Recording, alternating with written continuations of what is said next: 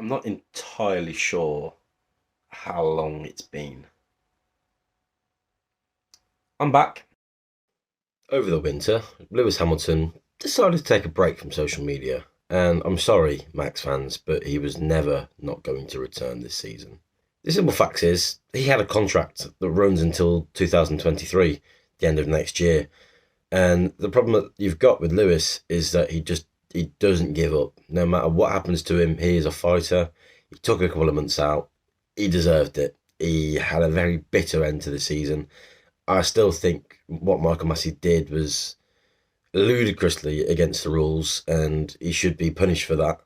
I don't want to see the man necessarily lose his job, but there needs to be something that changes in the procedures because that can't be allowed to happen again. Now, as incredible as it was to see Max win his first title at the ripe old age of 24, it was not done in the right way. He probably deserved it over the course of the season, if I'm being totally honest. He was formidable all year, and the only real surprise is he didn't win sooner because his car was so far ahead of Mercedes. He was on form, untouchable. His teammate Sergio Perez doing a great job as a backup driver, and yeah, over the course of the season, they probably deserved it more. But the last five races, Lewis deserved it. Absolutely. It speaks for itself, really, the comeback that Lewis made towards the end of the season. And to lose it like that when you're level on points going to the end of the season, a safety car, balls up, if we're being frank, it was a complete balls up, handed Max the title. Lewis deserved it on the day.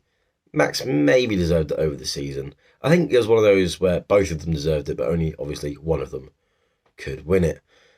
And I think that rankled with Lewis a little bit. I mean, he's been no stranger to admitting over the years that he's a sore loser.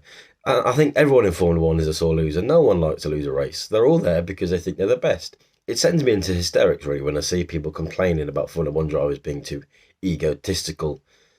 You have to have a massive ego to be a Formula One driver. It's a prerequisite. You have to believe that you are the best in the world. Otherwise, what's the point of being there? There are 20 drivers in the 20 fastest cars in the world. You're going to have fancier chances at being the fastest one of those drivers. There's not a lot of people that get to drive a Formula One car, and there's even fewer people that get to win a Grand Prix. In that turbo hybrid era, spanning 2014 to 2011, I think there's been 11 different race winners. And it just shows the sheer dominance of Mercedes. And it's not all down to having money. There's a lot of determination within that team, and it stems from the drivers. Lewis being the main one, he's been on a similar path with Mercedes as Schumacher did with Ferrari. I know I might get some hate for saying that, but it's true. You can't deny those facts. Obviously, the regulations for 2022 have changed. The cars look a lot different. The engines are still turbocharged hybrids, but it's not the turbo hybrid era that we're used to because the cars will be so much different. And the jury's still out on whether that's a good thing for the sport or not. We will find out. Maybe it'll break Mercedes' dominance, but the facts of the matter are Lewis was never going to retire this year. He knows the power that Mercedes have behind them. He knows how good they are at interpreting regulations. He knows how good a driver he is. And more importantly, he's got his contract. There was no noise from Mercedes that ever wasn't going to be honoured. They kept posting about him all through the winter, but he is currently the GOAT of the sport. Again, might get some hate for saying that, but it's truth. He's the most successful driver ever. No one has been more successful than Lewis Hamilton. He's won more races than anyone else, more pole positions than anyone else. No one else has had more championships than him. Notice how I've worded that one. And I still think he'll get his eighth because there is a desire, I think, in Lewis Hamilton to become the man that has won more championships than anyone else. He already should, of course. He was 1 point away from winning the 2007 title. He had a horrible moment in China in that season. He had his engine explode on him in, I believe, Malaysia in 2016, which essentially gifted the title to Rosberg. So he could feasibly already have 10. That's how dominant this man's been over the course of his career. Obviously, that hasn't happened. Fine margins in any sport, you could argue. But he's been very close in almost every season he's raced, barring 2 or 3 dodgy seasons with McLaren between sort of 2009 and 2012, obviously then leaving for Mercedes. But he's won a race in every season he's competed up to now. And that's some ridiculous longevity there. He's been racing for a long time now. This is his, what would it be, his 15th or his 16th season of Formula One. The way I see it is, the geezer just needed a break, right? It's understandable. We all need a break from socials. And to be honest, I think more people should follow in his footsteps here. It's good for everyone to switch off for a bit. Yes, I know he's got the money to go and do it and go skiing for 3 months, but it's not the point. You don't have to go off for 3 months like he did.